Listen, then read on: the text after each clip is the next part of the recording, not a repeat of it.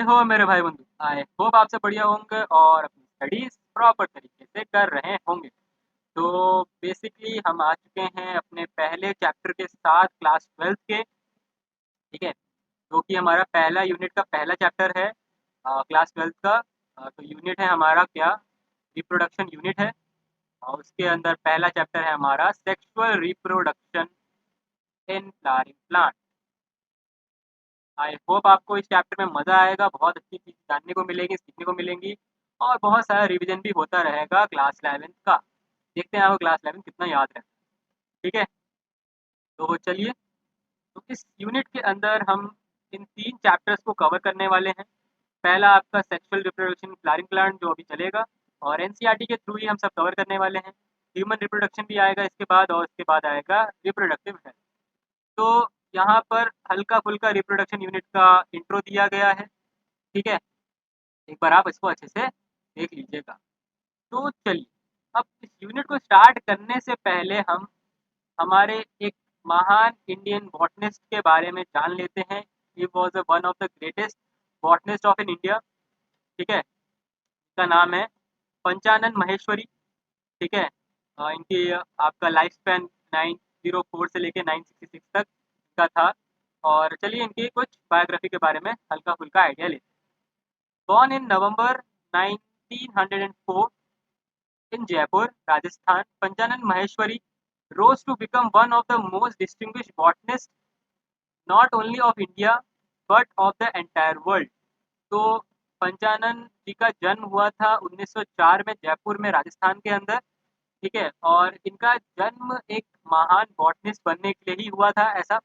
ठीक है, और ना कि खाली इंडिया में इनका एज अ बॉटनिस्ट नाम फेमस था, बट पूरे वर्ल्ड के अंदर इनका नाम फेमस हुआ। ठीक है, तो इनकी स्कूलिंग कहाँ पे, हायर एजुकेशन कहाँ कंप्लीट हुई, इसके बारे में बताया गया आगे। He move to the Allahabad for higher education, और वहाँ से उन्होंने अपनी डॉक्टरेट कंप्लीट की साइंस के अंदर। ठीक है, ड्यूरिंग हिज कॉलेज डेज, अपने कॉलेज डेज के अंदर ये बहुत इंस्पायर्ड हुए थे डॉक्टर डब्ल्यू डंजन के अंडर। ठीक है, और इनके इंस्पिरेशन ही थे ये basically. And American missionary teacher to develop interest in botanics. ठीक है, तो इनका जो इंटरेस्ट डेवलप हुआ बॉटनी के अंदर, वो एक अमेरिकन टीचर के द्वारा हुआ। ठीक है, और स्पेशली बॉटनिक्स के विच फील्ड, मॉर्फोलॉजी फील्ड के अंदर। ठीक है, मॉर्फोलॉजी फील्ड के अंदर इनका ज़्यादा क्या हुआ, इंटरेस्ट डेवलप हुआ, जो कि किसने डेवलप किया, एक American missionary teacher. His teacher once express that if a student progress ahead of him it will give him great satisfaction. तो यहाँ पर एक बात उनको बहुत अच्छी लगी एक टीचर की, कि उस टीचर ने बोला था इनको, ठीक है, कि अगर हमारे स्टूडेंट्स हमसे आगे निकलते हैं, ठीक है, अगर टीचर से स्टूडेंट एक कदम आगे निकल जाते हैं तो टीचर को बहुत ज़्यादा ही अच्छा सेटिस्फैक्शन मिलता है। ठीक है, और यहाँ से उनको एक इंकरेजमेंट मिली। ठीक है, एक आत्मविश्वास मिला इनको। ठीक है, जिसके अंडर उनको क्या लगा कि मैं अपने टीचर को कुछ अच्छा करके दिखा सकता हूँ। ठीक है, और रिटर्न में उनको एक ग्रेट सेटिस्फैक्शन प्रोवाइड कर सकता हूँ। तो इन्होंने किस पे वर्क किया, he worked on embryological aspect. ठीक है, popularize the use of embryological character in taxonomy. Basically ये मॉर्फोलॉजिकल कैरेक्टर्स की ही बात कर रहे हैं। तो यहाँ पर इन्होंने मॉर्फोलॉजिकल कैरेक्टर्स, एम्ब्रियोलॉजिकल कैरेक्टर्स को टेक्सोनॉमी के अंदर पॉपुलराइज किया। ठीक है, और इन्होंने एक ब्रांच डिपार्टमेंट अपनी एस्टेब्लिश कर दी बॉटनी के अंदर। ठीक है, university of Delhi has an important centre of research in embryology and tissue culture. तो इन्होंने एक डिपार्टमेंट सेटअप किया in the university of Delhi के अंदर। ठीक है, एक important centre of research establishment किया, किसके लिए, मॉर्फोलॉजी और टिश्यू कल्चर के लिए। He also emphasized the need of initiation of work on artificial culture and immature embryos। ठीक है, और इमेच्योर एम्ब्रियोज और आर्टिफिशियल कल्चर के ऊपर इन्होंने बहुत ज़्यादा इम्फेसाइज किया, मतलब ज़्यादा फोकस किया। ठीक है, और इन्होंने अपना वर्क भी चालू किया इन सब चीज़ों के ऊपर। फिर आगे जाकर tissue culture become a landmark in science. ठीक है, टिश्यू कल्चर को बहुत अच्छे दर्जे तक लेके गए साइंस के अंदर। इन्होंने और भी चीज़ों पे वर्क किया, जैसे कि टेस्टिव फर्टिलाइजेशन के ऊपर, इंट्रा ओवेरियन पॉलिनेशन के ऊपर भी इन्होंने क्या किया, रिसर्च वर्क किया अपना, और वर्ल्ड वाइड पे अपना एक नाम कमाया। ठीक है, इन सारे वर्क्स के अंदर, और इनको सम्मानित भी किया गया। He was honoured with the fellowship of royal society of London. Royal society of London के अंदर इनको क्या मिला, एक सम्मानित किया गया, ठीक है, एक ऑनर के तौर पे। और Indian national science academy and several other institutes of the excellence, और भी बहुत सारे इनको क्या मिला, ऑनर्स मिले। और he encourage general education and made a significant contribution to school education by his leadership. इन्होंने बेसिकली और भी बहुत सारी चीज़ें की, ठीक है, in the field of education also. और इन्होंने हायर सेकेंडरी स्कूल के लिए अपनी first ever text book launch की बायोलॉजी की, और ये डेट है कम से कम कब, 1964 की, ठीक है। 1964 में इनका पहला टेक्स्ट बुक बायोलॉजी का पब्लिश हुआ था, और ये पब्लिश करने वाले थे NCERT, जिसको हम आज पढ़ते हैं। तो देख सकते हो आप कितना बड़ा अचीवमेंट है ये, और कितना एक इम्पॉर्टेंट काम करके गए। एक बायोलॉजी की टेक्स्ट बुक प्रोवाइड की, वो भी NCERT के द्वारा पब्लिश करवाई गई, और आज तक हम 1964 से लेकर आज तक अभी तक ये बुक पढ़ते हुए आ रहे हैं। कितने मॉडिफिकेशन से गई ये बुक हमको पता है, बट शुरुआत कहाँ से हुई, यहाँ से शुरुआत हुई, और शुरुआत करने वाले थे हमारे पंचानन माहेश्वरी जी। तो आई होप आपको इनकी बायोग्राफी पढ़कर अच्छा लगा होगा, ठीक है, और आपको एक नया चीज़ जानने को मिला होगा आज। चलिए, अब बढ़ते हैं हम अपने चैप्टर के इंट्रोडक्शन की तरफ। तो इस चैप्टर में हम ये सारे टॉपिक्स को कवर करने वाले हैं। Flower, a fascinating organ of angiosperm, pre fertilisation structures and features, double fertilisation, post fertilisation and apomixis and polyembryony. तो हम ये 5 टॉपिक को पूरे चैप्टर के अंदर बहुत डिटेल में स्टडी करने वाले हैं through NCERT, line by line, ठीक है। ध्यान रखिएगा, हम लोग लाइन बाय लाइन कवर करने वाले हैं पूरी एनसीईआरटी, ठीक है। पूरे यूट्यूब में इससे बेहतरीन आपको लाइन बाय लाइन एनसीईआरटी कहीं देखने को नहीं मिलने वाली, आई गारंटी। चलिए, अब चलते हैं, आप इंट्रोडक्शन वाले पार्ट को आज रीड करते हैं। चलिए, are we not lucky that plant reproduce sexually. यहाँ पे पूछा जा रहा है, क्या हम लोग लकी नहीं है कि हमारे plants, flowering plant basically sexually reproduce करते हैं। क्यों ऐसा बोला जा रहा है, क्यों हम लकी हैं? क्योंकि प्लांट्स गिव्स अस फ्रूट्स। तो यहाँ पे जितने भी फ्लावरिंग प्लांट्स सेक्सुअली रिप्रोड्यूस करते हैं, दे प्रोड्यूस फ्रूट्स, और उसी फ्रूट्स को हम खाते हैं, जिनसे हमें बहुत सारे मिनरल्स और बहुत सारे विटामिन प्रोवाइड किया जाता है, ठीक है। The myriads of flower that enjoy gazing at. अब यहाँ पे मिराट्स के बोला जा रहा है, myriads is a collection of a group of flowers. इसे क्या बोलते हैं हम? Collection of a group of flowers, collection of group of flowers, group of flowers.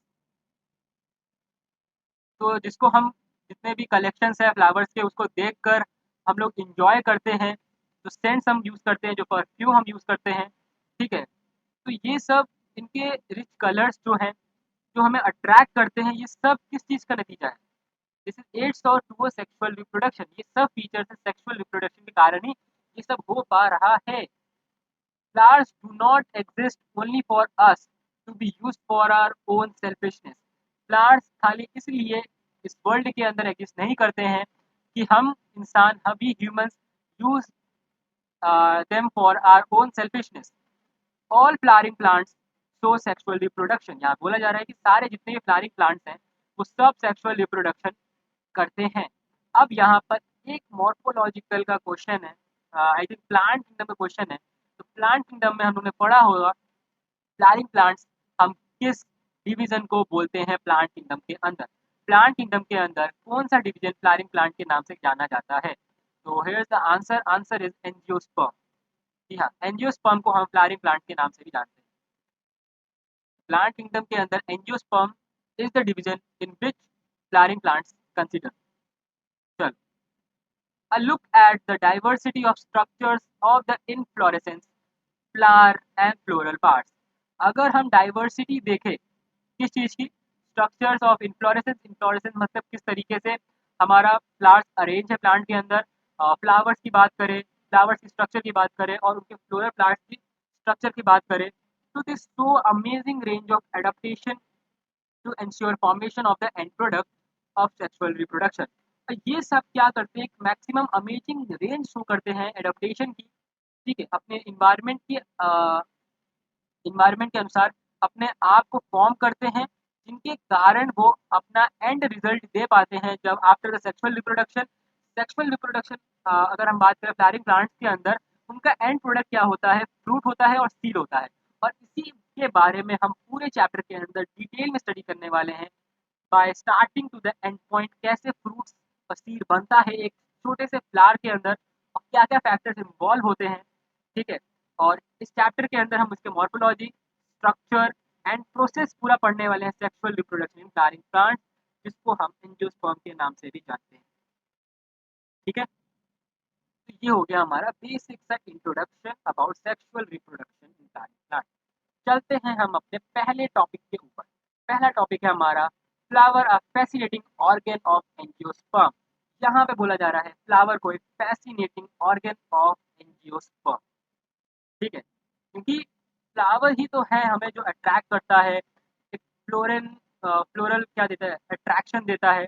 उसके ब्राइट कलर्स हमें अट्रैक्ट करता है, हम लोग यूज़ करते हैं बहुत सारे रिलीजियस और एस्थेटिक events के अंदर। तो human beings have had an intimate relationship with the flower since time immemorial. Flowers are object of aesthetic, ornamental, social, religious, cultural value. They have always been used as a symbol of conveying important human feelings such as love, affection, happiness, grief, mourning. अब यहाँ पे क्या बोला जा रहा है, flowers की qualities के बारे में बताया जा रहा है, फ्लावर्स के यूजेस के बारे में बताया जा रहा है। फ्लावर्स का हम लोग ऑब्जेक्ट की तरह भी यूज़ कर सकते हैं, ऑर्नामेंटल हम लोग उसकी माला बनाते हैं। सोशल और कल्चरल एक्टिविटीज़ में भी हम यूज़ करते हैं। रिलीजियस में तो बहुत यूज़ होता है, भगवान को चढ़ाया जाता है, हर जब भी मंदिर में दर्शन करने जाते हैं तो फूल को हम लोग चढ़ाते हैं एज अ वर्शिप। ठीक है, और कुछ ह्यूमन फीलिंग्स को अगर दर्शाना है, मान लो लव को दर्शाना है, अफेक्शन को दर्शाना, आप किससे प्यार करते हो। ठीक है, मान लो अगर गर्लफ्रेंड बॉयफ्रेंड हो तो आप एक दूसरे को रोज गिफ्ट करते रहते हैं। ठीक है, अपना एक अफेक्शन शो करने के लिए, अपनी फीलिंग शो करने के लिए। अगर आप हैप्पी हो तो आप फूल ले गए किसी के लिए। ठीक है, अगर किसी का देहांत हो जाता है, किसी की डेथ हो जाती है, तो डेथ पे भी हम फूल चढ़ाते हैं। तो there are lots of varieties of objectful things that we can do with our flowers. अब यहाँ पर आपको किन्हीं 5 फ्लावर्स के नाम बताने हैं। ठीक है, जिसको हम ऑर्नामेंटल की तरह यूज करते हैं। ठीक है, इन आर होम्स और इन are any other cultural activities. ठीक है, अब यहाँ पर आपको एक लॉन्गिट्यूडनल सेक्शन दिख रहा होगा किसका, फ्लावर का। चलिए इसको बहुत अच्छे से स्टडी करते हैं। तो पहला पार्ट आपको यहाँ पे दिख रहा होगा ये वाला, जिसे हम बोल रहे हैं पेटल्स। ठीक है, अगर आपने मॉर्फोलॉजी इन फ्लावरिंग प्लांट पढ़ा होगा, ठीक है, तो वहाँ पर हम लोग ने वर्ल्स के बारे में डिस्कस किया। ठीक है, क्लास 11 मॉर्फोलॉजी के चैप्टर के अंदर हम लोग ने वर्ल्स के बारे में डिस्कस किया हुआ है। 4 वर्ल्स हमें देखने को मिलते हैं, calyx, corolla, androecium and gynoecium. These are 4 whorls. ठीक है, 4 हमारे वर्ल्स हैं। ठीक है, जिनसे हमारा एक पूरा फ्लावर बना हुआ है। ठीक है, ये आप समझ सकते हो फ्लावर के 4 मेन पार्ट हैं। ठीक है, एंड्रोशियम,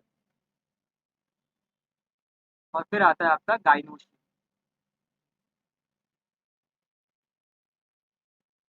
अब कैलिक्स क्या कंसिस्ट करता है, calyx consist petals, calyx consist group of petals, और corolla consist group of sepals. और androecium is a male reproductive part of flower, और gynoecium the female reproductive part of the flower. थोड़ा सा pen को मैं छोटा कर देता हूँ ताकि अच्छे से दिखे। तो gynoecium is the female reproductive part, female reproductive part, और androecium is a male reproductive part, male reproductive part. तो आई होप ये वाला पार्ट आपको क्लियर होगा।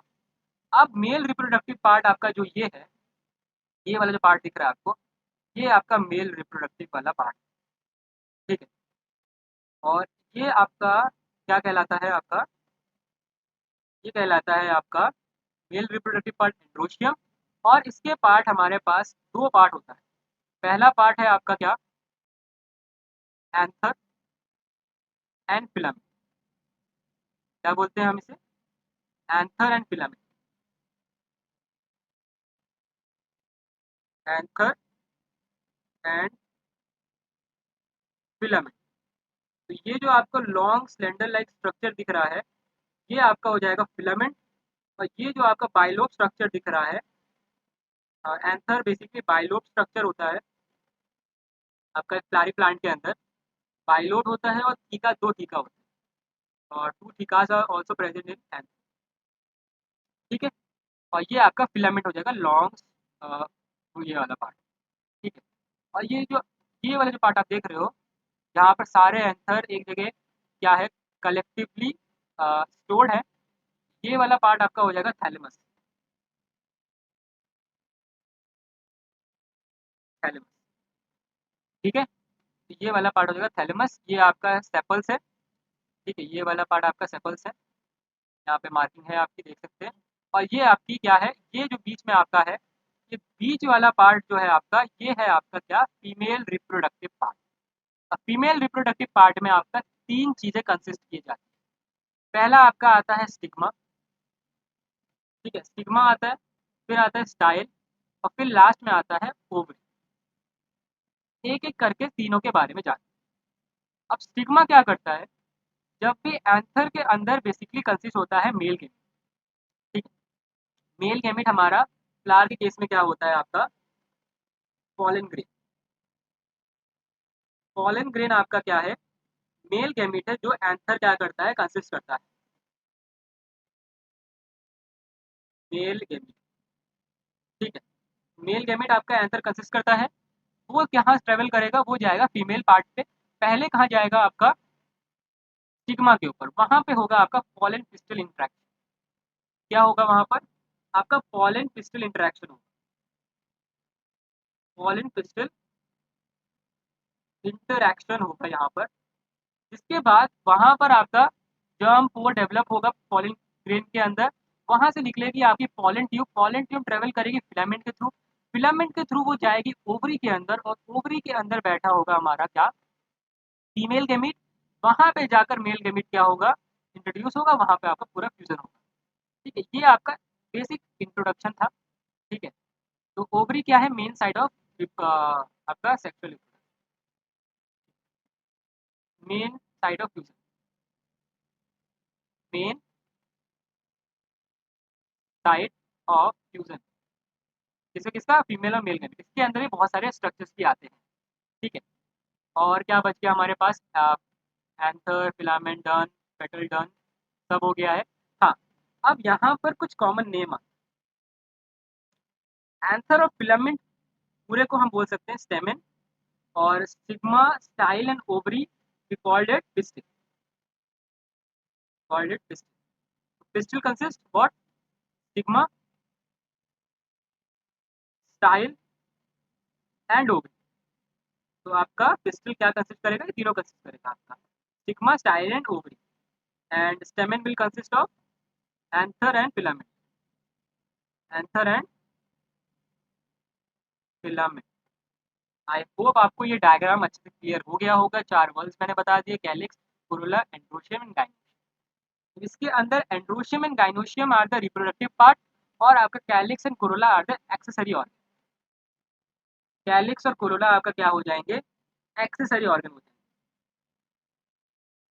ठीक है, एक्सेसरी ऑर्गन हो जाएंगे, जो आपका रिप्रोडक्शन वाले पार्ट पे कोई भी इफेक्ट नहीं डालते। ये खाली फ्लावर्स को सपोर्ट करने के लिए, और आपके किसको, पॉलिनेटर्स को अट्रैक्ट करने के काम आते हैं। ठीक है, पेटल्स आपका ब्राइटली कलर्ड होता है। ठीक है, ताकि जो भी पॉलिनेटर्स हो वो अट्रैक्ट हो जाए इसके पास। आई होप आपको पूरा डायग्राम अच्छे से क्लियर हो गया होगा। ठीक है। और अब मिलते हैं आपको हम नेक्स्ट वीडियो में। तब तक के लिए अगर आपको लेक्चर पसंद आया है, तो तीन चीज़ें आपको हर बार मैं बोलता हूँ वो आपको करना है, like, share and subscribe our channel. ठीक है, और अपने दोस्तों तक भी शेयर कीजिए, ताकि वो भी ऐसे बेहतरीन एनसीईआरटी लेक्चर्स का मजा ले सकें। मिलते हैं आपको नेक्स्ट वीडियो में, तब तक के लिए बाय।